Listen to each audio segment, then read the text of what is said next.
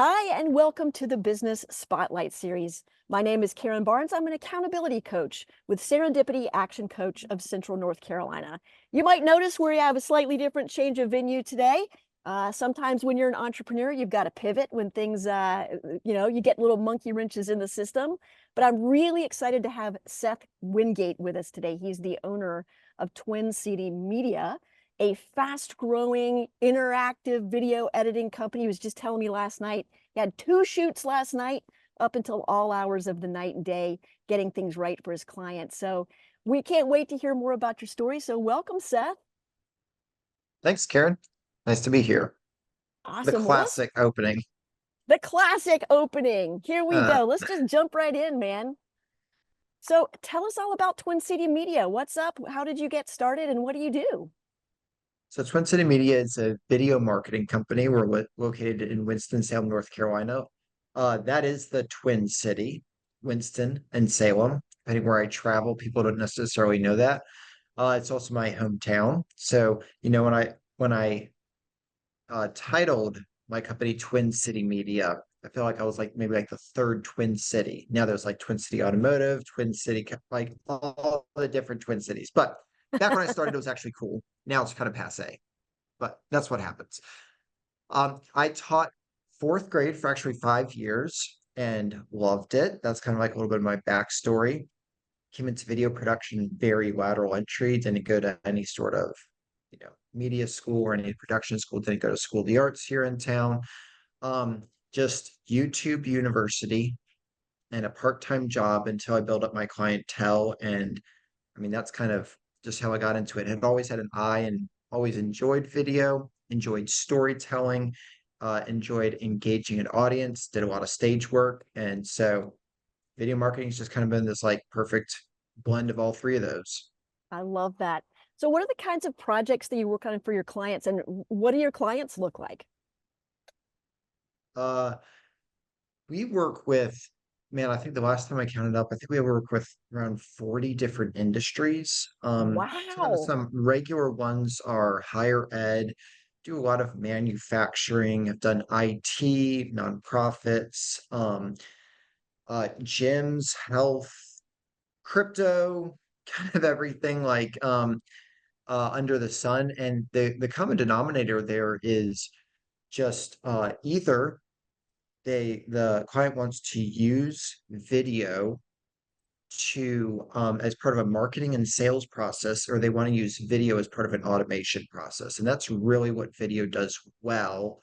When you think about like what a video ad is, like a Nike ad, that's actually just automation. If you could give someone a pair of Nikes and let them feel what it feels like to hit that like runner high or run with a Mm, community of people, you would do that, but you can't.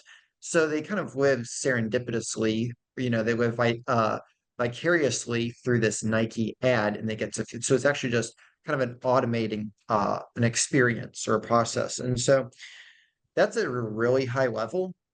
The next step down from that is of course, like what does that look like for for some companies? That's um, one of the questions we get asked all the time is how long should our video be? They're like, oh my gosh, short attention span, TikTok mm, videos, and I tell them it does how long your video should be does not matter. That should not be a question in mind. And the answer is it doesn't matter how long your video is. And I'll prove it to you because if you go to YouTube and you're like looking for something, I don't know, something stupid like I like watching like, you know, camera gear reviews, right? And there's a Hardee's ad that's 5 seconds. And I can't even wait to skip a 5 second ad to be mm. done with it. You can't get any shorter than 5 seconds, but I will stay on there and I'll watch a 90-minute review about something that I care about. Right. So it's not how long in the video, because what eventually does the Hardee's ad need to be 1 second? Like, how short can you actually get? It's actually just what part of the sales process is your customer in, and are you giving them something that is either valuable or engaging at that part of the sales flow? So it's not actually like a length question. Um, so I've kind of got into another little part of this, but what does Twin City Media do? I would say it's both the strategy and the application, the actual, creating of the video for companies. And we don't do all of those for every one of our clients. We do have that capability. I love that you sort of circled back to that because you did hit on something very strategic, which is if you understand who your target audience is, right, and understand what their pain points are, they're going to stick around for 90 minutes, right? That's strategy. If you're not hungry for a cheeseburger or you're a vegan, you're not going to watch a 5-second Hardee's ad, right? Right. It's just not good targeting and it's just a waste Right. of everybody's time and money, right? Yeah. Yeah, and there's it's never perfect, but I think at least understanding that the most important part, at least, video is kind of like social media. When Instagram first started, what was the montage that people like, what they lived by, their mantra was, you want to post once a day, and it was like 9 a.m. and 6 p.m. or something like that. And so people were just flooding the feed. And where video is kind of going as well, like social media is going, if your social media feed is just nothing like a bulletin post saying like, happy birthday, Karen, happy birthday, Seth, we have donut day tomorrow. Nobody cares. And you can post every single day and you get the worst engagement possible because it's just not relevant at all. So Mm, what we tell people is in fact, a little side note on that, I know a young fellow, super talented camera operator, editor, and he's got, I don't know, a couple thousand, 10,000, 15,000 followers on social media. And I asked him how many times he posts on social media. How many times do you think he posts? He's got 15,000 followers. never. He posts once or twice a year. Yeah, And it's it's just all amazing. about engagement there. So all of that to say is, we'll tell clients when they're like, oh, we think we need video, we're thinking about doing these videos. Let us tell them like the most important part of what I do is what happens before we hit record. Mm-hmm. There's lots of people that are very incredibly talented at video, but we specifically work with businesses and brands to help them in their acquisition or their marketing and their outreach brand recognition processes, or it can be like back end and internal training processes. But in 10 years, I've done 2 weddings. So it's like business only brands. That's what I love. So Yeah. Nice. I love that. Well, let's transition a little bit. I've got a question for you as an owner of the business, right? So, as you look at your day to day or your week, like how are you spending your time now? Because I bet when you first started out, you were doing it all. You were the camera operator, you were the audio guy, you were the video editor, you're BD, you're doing all the books. Like, how has that changed for you since you started the business? Um, I mean, I still do a lot of the work. I still do a lot of the editing. I'm out on basically every single shoot. I still do a lot of camera operating. And it has, there have been a couple of different structures that I've tried at Twin City Media. I've had as much as 2 employees. That's kind of the most that I've ever had, 2 employees and one full-time contractor. And currently just trying a slightly different structure of pulling in the right people per project. And so yeah, essentially what I'm probably doing more of like the actual grunt work at the moment. Um, and it's a little bit of a change of pace, but it's giving me a little bit more actually pulling in people instead of having these full-time team members is actually giving me a little bit more flexibility, both on the projects to say yes to or no to pull on the right person, and give me just some more flexibility kind of the planning and the business side. Nice, nice. Yeah. That's one thing that I think business owners often forget about is like the opportunity to bring in contractors, right? I mean, they're great for long-term structures. They're great for I'm just overloaded. I need somebody for the next 90 days. And a lot of times people just think I need to hire somebody, like period, stop. And a lot of times the budget doesn't allow for that. So I'm glad you're thinking very flexibly about your team. Yeah. So as you're talking with people about what Twin City Media does, what do you wish people knew more about your company that maybe they have still some lingering questions or some misperceptions about?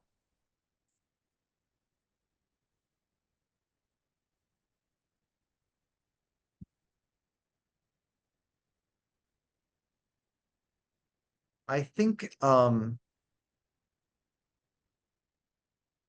that I would press upon someone if they were that I would want people to know is really just how successful we've been for our clients. And it's like what I sell as far of a service and a deliverable, both of those parts, like there's video production is right now, it is the wild, wild west out here. I mean, I think in the past year, I've met with around 8 people who do video who have either moved back here, moved here, graduated school, starting video, and it's just a really, really saturated market. And while there are advantages to the customer in that regard, one thing that it's not doing is it's becoming substantially harder for businesses to stand out using video marketing. If you were the only Mm, business in 1987, whatever, like first website, maybe that was a little way to it, maybe 92, I don't know. Um, you know, if you were the first business to have a website, mm, easy collection, but now I mean, it is absolutely, if you don't have a website, you're dead. And so your website just has to speak that much better, to your customer and do all those things. And so the fact that, I think that would be one thing would be our, people understanding the value that we deliver for your business. And, actually, I mean, I had a client actually recently in Greensboro. I was filming a testimonial for my business with them. And they said, Seth, you were 3 times more expensive than the other quotes that we got. And they said, but from the very first time we met, we had our strategy session with you, we knew that we were going to go with you. And that honestly kind of floored me, but that's, I think to a certain extent that is, you have just so many options. Do you want to just dilute your brand? I mean, the companies that mm, I work with,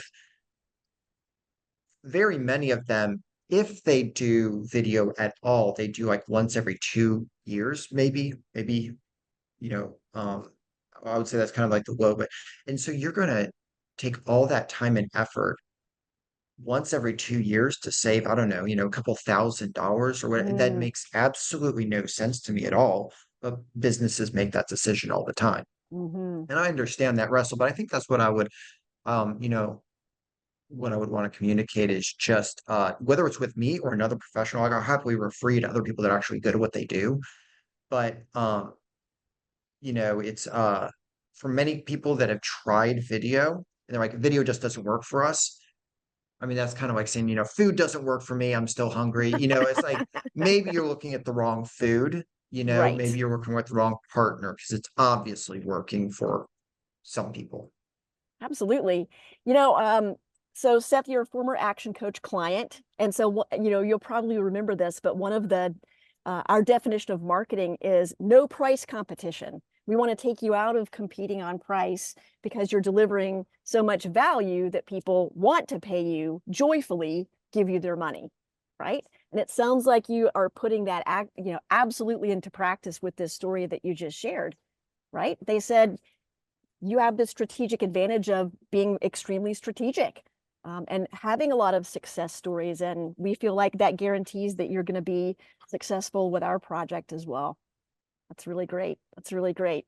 Well, let's talk about marketing for your agency, right? You're helping all your clients with their marketing.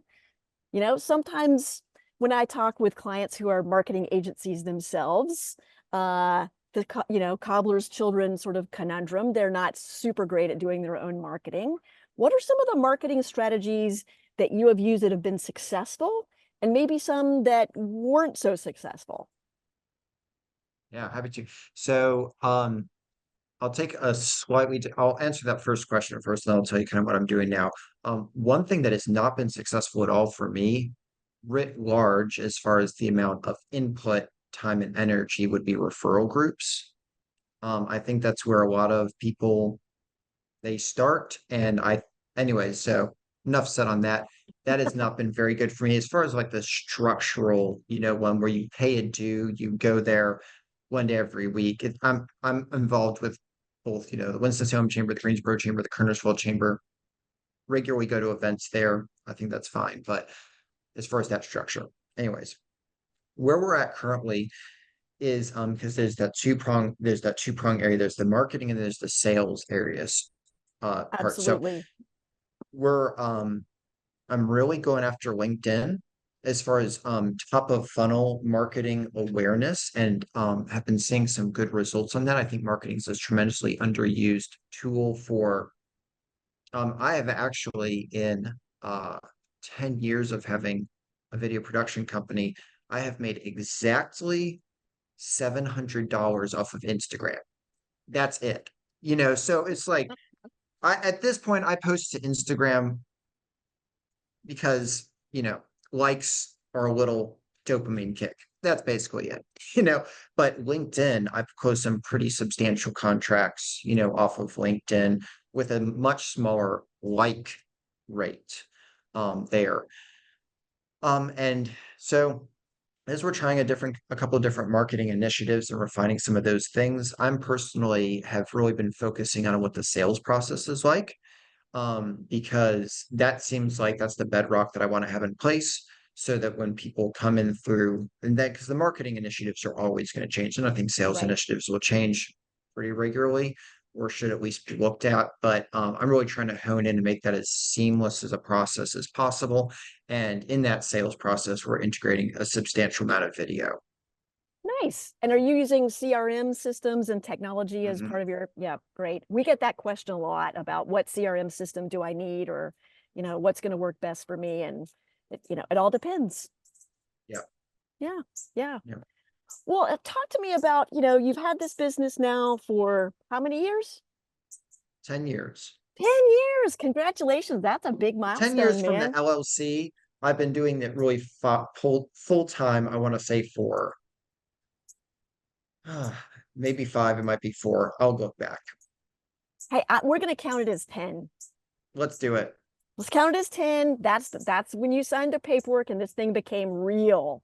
So in your 10 Right. years, your decade now of owning this company, I'm sure you have seen lots of big, changes coming at you fast, a lot of hurdles, a lot of roadblocks. What were some of the big ones that, maybe were a little more memorable, and how did you dig yourself out of those holes? Um, I don't know. I kind of doubt that this example will be applicable to anyone besides me. But when I started Twin City Media, I had more sales and interpersonal experience than I had actually than making videos. So I was better at getting the thing than I was actually doing the thing. So I remember specifically in a meeting with a very large regional nonprofit, and they were like, reached out to them, called, did all these sales things, and they're like, yes, we are actually very seriously looking for, like a multiple year contract. Blah, blah, blah. This big thing went in to the meeting, showed them my reel, and they were kind of like, we'll call you, you know, don't, and I was like, okay, lost that one. So I would say for me, the hurdle has actually been, and this is a complete inverse from most creatives, but I was better, yeah, on the sales and the marketing and kind of that part than I was actually the art side. So I actually had to grow on that in that and kind of work backwards. And so that was a pretty large hurdle when I first started. I love that. You're right. I mean, that's not something I hear very often. And it's a great example of why there's a Procter and a Gamble. Usually like one is doing the outside work and communicating with prospects and one's doing the work. And when you're a solopreneur, like you got to do it all. Mm, Got to do it yep. all, at least for a little while, usually. Yep. A Right? little while. Yeah. And then you get smart and put a team in place. Absolutely. Well, let's think about what the next 3 to 5 years look like. What does Twin City Media look like in 2028? Um, well, I think we'll have a couple of new offerings in place that we're working on right now, and really those offerings are just to meet some of the changes that we're seeing with how visual art is being created through AI. Um, Mm-hmm. and so, I think I don't necessarily, I dream as far as like, team size and, kind of projects and all those other things. But one thing I do know that will be in place is I tell clients that, um, you know, Twin City Media is incredibly good at making videos. And the reason why we make videos is because videos is what people have decided they want to receive information with. Like Mm. the public has decided we do not want to just read news articles. We want to watch videos and that's how to receive information. And so I tell my clients if tomorrow people stopped watching videos, we would stop making videos. Like we are a strategic marketing and sales partner that happens to be very good at making videos. So as the landscape changes and video potentially is no longer, or the way we interact with video now is no longer the best way for our clients to market their services and sell those services or gadgets, then we'll stop making videos. So what we look like in the next 5 years is we will continue to just help clients find new customers and close them. You brought up AI, which everybody is talking about, and I do think AI is changing a lot in the marketing realm. What are some of the things that you're excited about applying technology to, your strategic marketing for the next couple of years? Are there programs or I don't know, technologies that are kind of like lighting you up right now? I think, well, some of the things, Sora AI is kind of open AI's text to video based program that they have released some examples of, but it's not open to the public yet. And that's really when things are going to substantially change. Adobe's working on some AI replacement things that I think are really interesting. Um, but as that's where I'm kind of looking at it as far as none of those are fully on the market yet. You can make some sort of I was actually just playing with a AI plugin today that essentially creates a Facebook ad for you with text and stock footage if you just type in kind of what you want. It was terrible. I mean, it Yeah. was really bad, but thinking that just 2 years ago, the AI images looked like a nightmare. I mean, it's progressing so quickly. It's not there yet, so I don't know fully like what the integration would be with those things. But here's what I know. AI is going to be incredibly cheap and it's going to be arguably way less creative than the human will ever be. So I think it's going to have a part in your sales. It's going to have a part in your marketing flow for sure. What will never go away, and slash, I think what's going to become more important in the next 5 years is um is a genuine interaction with a brand. So, what's never going to go away, slash, maybe every business is going to need even more of, is actually seeing the owner Mm. on camera talking about it. And it's not this weird, you know, text to video creation that maybe initially draws some attention. As a former creative myself, I used to be a copywriter. I don't know if you knew that about me. I applaud your answer. Like, yes, there is nothing um, more creative than a human being. And I have adopted AI into a lot of my daily work too, but as a starting point, just as a something to get me going as a spark, right? Sure. Yeah. Yeah. So Phil we've Wade, who's a good friend of mine, he said, I'll just kind of leave with this, but he said, the problem with most copywriting now is it sounds like a robot. Yeah, right. It Like doesn't sound like a already. person. Yeah. Exactly. hmm Yeah, you Exactly. want it to, so you need to sound more like a human, not integrate more robot. I Anyways, actually that's saw a Philip piece Buckley. of advice the other day that said intentionally put a typo in your text or your email or your LinkedIn Uh, message to make people feel like they're Interesting. talking to a person. I was like, ooh, as a former journalist, like that just pains me. I don't think I could intentionally leave a typo in, but I thought that was such an You interesting know, I'm going to insight. start using that excuse from now on. Oh, actually, I intentionally did that. Hey, let me know how that works for you. Yeah, will do. All right, let's change the energy level up here a little bit. I'm going to ask you some rapid fire questions, and you're just going to give me some short, punchy answers. You ready? Hit me. All right. What, Seth Wingate, is the key to success for you? Following what you know you need to do. Love it. What is your best piece of advice for other business owners? Get off of social media. Oh my gosh. Can I just tell you a quick story? I was teaching a business fundamentals masterclass the other night, and we had just gone through the time management stuff. And this client said, "Hey, I found 15 more hours a week," and that's a huge number, right? And we were like, "What were you doing for 3 hours a day?"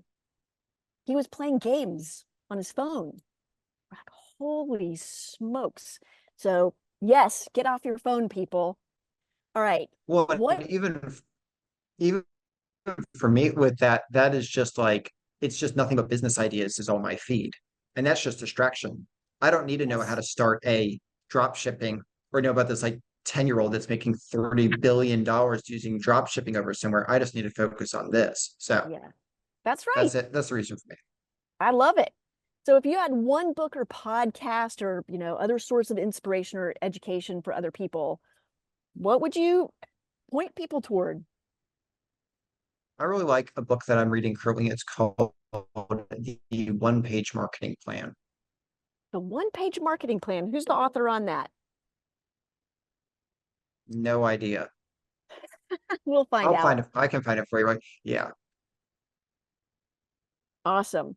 And then if you had one area of your business that you had magic pixie dust and you could sort of sprinkle it anywhere on your business and immediately fix something, how would you use your pixie dust? What would you fix? I would well, my answer would be I would have been different at the beginning of this week, but now I would say it would be to find the right people. Mm, something happened this week that made you change your answer. Well, education more so happened this time, but I was just listening to a video by Alex Ramosi, and he was just saying, in the end, every business is just people. You know, Absolutely. regardless of which, it's just people in the end. Yeah. And so I've been so focused on the CRM integration sales that probably take my eyes off that part that actually, I mean, no HubSpot is going to be as good as the right whoever, in that position. So, You know what? That's also a great lesson. Just today, I'm on HubSpot a lot, every day, every single day. But today, I decided to get off HubSpot and go deliver a celebration gift to one of my clients who reached a big milestone. And I delivered this to her house. Ding dong. Hey, here's $100 bottle of wine for reaching $100,000 of revenue this month for the first time, right?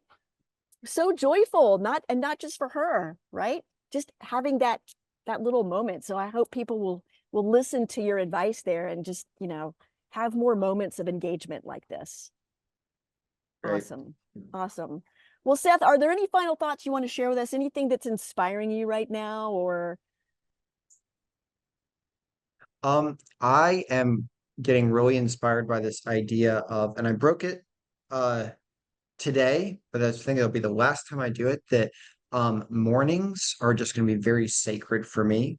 And mm, it is going to be, I think, morning is my deep think time. And hmm that just needs to be afternoon meetings, great. And if not, we can just kind of wait until we can get an afternoon meeting. So I've got to really start I'm gonna walk that in, and even just thinking about the next couple of weeks and thinking, oh, I won't have a 9 a.m. or a 10 a.m. unless I'm shooting or filming or something like that. It gets me really excited.